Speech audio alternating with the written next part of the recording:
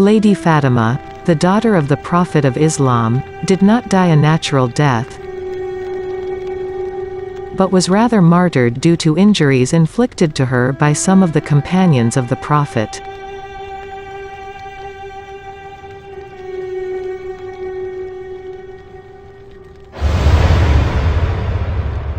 The unborn child of Lady Fatima was also aborted during the incident when she received injuries.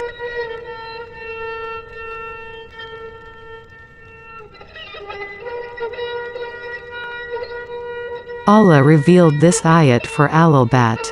But what Ummah paid back with this?